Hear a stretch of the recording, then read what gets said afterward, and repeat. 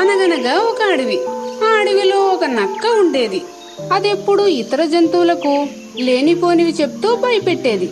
నక్క చెప్పే అబద్ధాలను నమ్మి ఆ జంతువులు భయపడుతూ ఉంటే అది చూసి నక్క చాలా ఆనందపడేది. ఆ అడవిలో ఒక గుర్రం కూడా ఉండేది. అది ఆ అడవిలోని పచ్చిక బయలలో మేస్తూ చాలా ఆనందంగా ఆరోగ్యంగా ఉండేది. అంతేకాకుండా అది ఎవరి జోలికి పోకుండా వినయంగా మెలిగేది. ఒకరోజు మేత మేస్తున్న గుర్రం దగ్గరకు నక్క వచ్చింది. గుర్రం దాన్ని పెద్దగా పట్టించుకోలేదు. దాంతో నక్కకు చాలా కోపం వచ్చింది. అడవిలో జంతువులన్నీ నన్ను చూస్తే గౌరవిస్తాయి, నేను చెప్పే కబుర్ల కోసం ఆసక్తిగా ఎదురు చూస్తుంటాయి. కానీ ఈ గుర్రం నన్ను ఏమాత్రం పట్టించుకోవడం లేదే, దీని సంగతి చూడాలి అని మనసులో అనుకుంది. పైకి గుర్రంతో, ఓయ్ గుర్రం, నీకు ఒక పెద్ద ప్రమాదం ముంచుకురాబోతోంది. నీ ప్రాణాలు కాపాడుకోవాలంటే వెంటనే ఇక్కడి నుంచి తుర్రుమను అని సలహా ఇచ్చింది. ఏమిటా ప్రమాదం అని నెమ్మదిగా అడిగింది గుర్రం. మన మృగరాజు సింహం నిన్ను చంపడానికి వస్తోంది. నేను అక్కడి నుంచే వస్తున్నాను. ఈ విషయం చెప్పి నీ ప్రాణాలు కాపాడదామని నేను ముందు వచ్చేశాను. పరిగెత్తు పరిగెత్తు అంటూ నక్క తొందర చేసింది. నక్క గురించి పూర్తిగా తెలిసిన గుర్రం దానికి బుద్ధి చెప్పాలని అనుకుంది. ఓస్ అంతేనా? నాకు సింహం అంటే ఏం భయం లేదురే.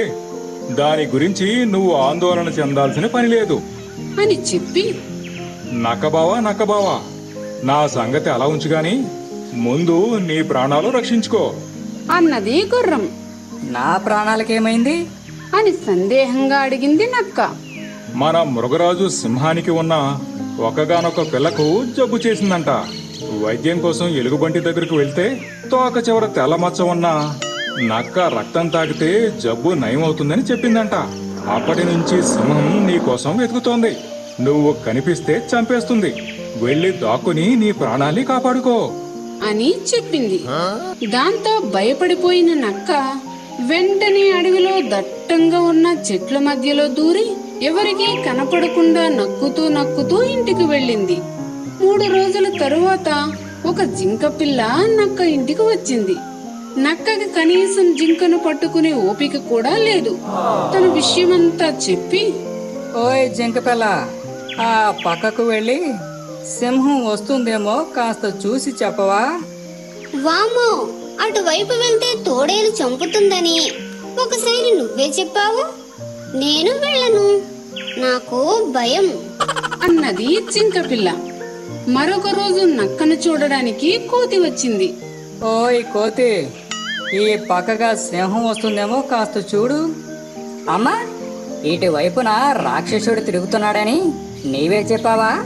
వెళ్ళి నా ప్రాణాల మీదకు తెచ్చుకోవాలా అని తిట్టుకుంటూ కోతి వెళ్ళిపోయింది.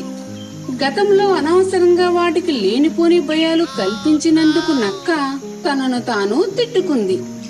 వారం రోజుల తరువాత గుర్రం వచ్చింది. సింహం వస్తోందా అని అడిగింది నక్క. సింహము రాదు, ఏం రాదు. కావాలని నీకు అబద్ధం చెప్పాను. ఎందుకంటే నువ్వు అందరికీ లేనిపోనివి చెప్పి భయపెడుతున్నావు కదా. భయం అంటే నీకు తెలియాలని అలా చెప్పాను అంది గుర్రం. అసలు నిజం తెలియడంతో నక్క ఊపిరి పీల్చుకుంది. తరువాత తన తప్పు తెలుసుకుని అప్పటి నుండి అందరితోనూ కలిసిమెలిసి జీవించసాగింది. ఒక అడవిలో ఒక పెద్ద మర్రి చెట్టు ఉండేది. ఆ చెట్టు మీద రకరకాల పక్షులు గూళ్ళు కట్టుకుని సంతోషంగా ఉండేవి. ఆ చెట్టు వాటికి ఎండావాన చలి నుండి రక్షణ కల్పించేది. ఆ చెట్టు పక్కనే కొన్ని కోతులు అల్లరి చేస్తూ గంతులు వేస్తూ ఉండేవి. వాటి చేష్టలు చూసి పక్షులు నవ్వుకునేవి.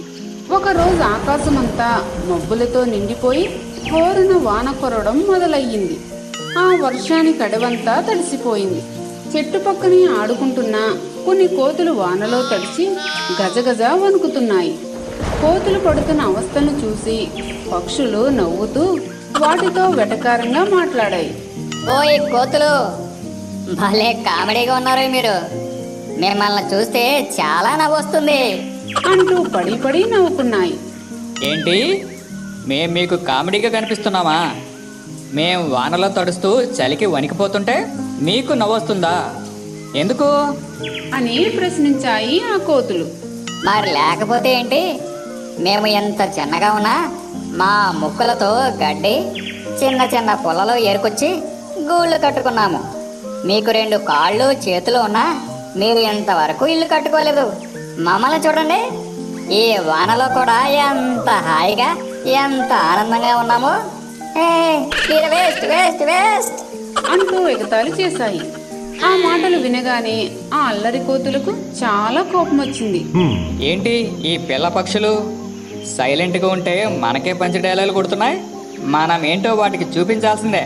పదండ్రా, పదండి పదండి అని అరుచుకుంటూ అవి గబగబా చెట్టునెక్కి ఆ పక్షుల గూళ్ళను ధ్వంసం చేశాయి. ఆకులను కొమ్మలను విరిచేసి చెల్లాచెదురుగా పడేశాయి.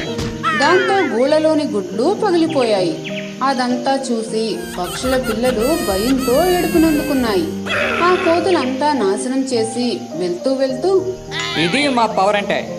ఇంకోసారి మాతో పెట్టుకుంటే మిమ్మల్ని చెట్టు మీద కాదు ఈ అడవిలోనే కనిపించకుండా చేస్తాం, జాగ్రత్త అని హెచ్చరించి అరుచుకుంటూ వెళ్ళిపోయాయి.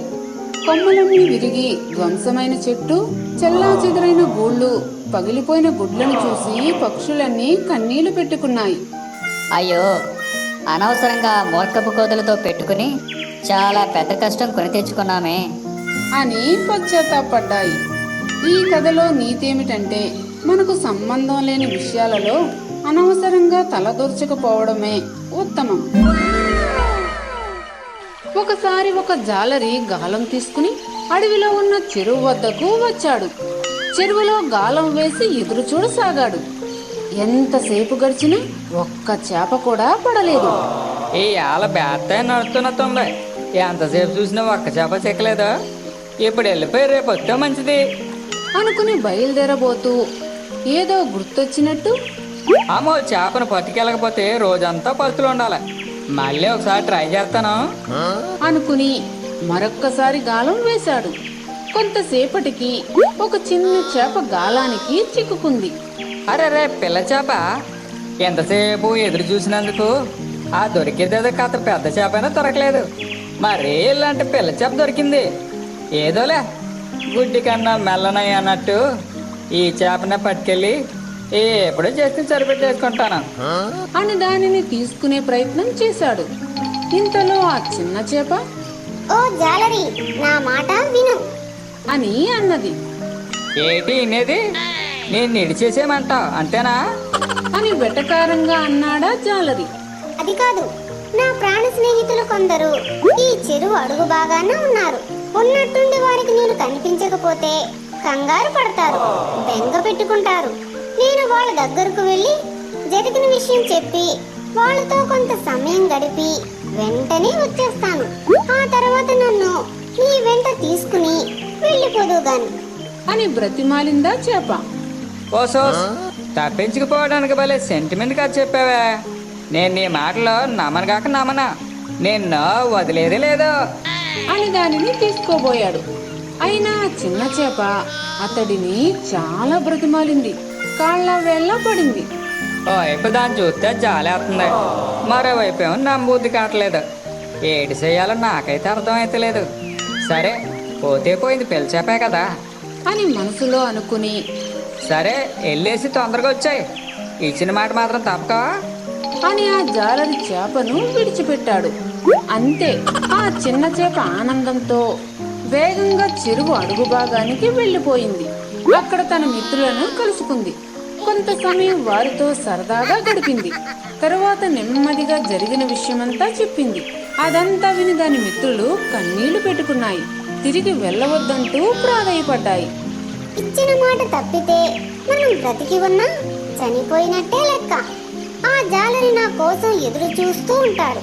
ఇక నేను వెళ్తాను అని బయలుదేరింది. దాని వెనకే దాని మిత్రులు కూడా బాధపడుతూ రాసాగాయి. ఆ చిన్న చేప మరలా తిరిగి రావడం చూసి జాలరి ఆశ్చర్యపోయాడు. ఓ జాలరి, నేను అడిగిన వెంటనే నా మిత్రులను కలుసుకునే అవకాశం ఇచ్చినందుకు నీకు ధన్యవాదాలు. ఇక నేను నీ వెంట రావడానికి సంతోషంగా సిద్ధంగా ఉన్నాను. నన్ను తీసుకుని వెళ్ళు ఉన్నదా చేప. సరేనంటూ అతడు దానిని ఆనందంగా తీసుకోబోయాడు.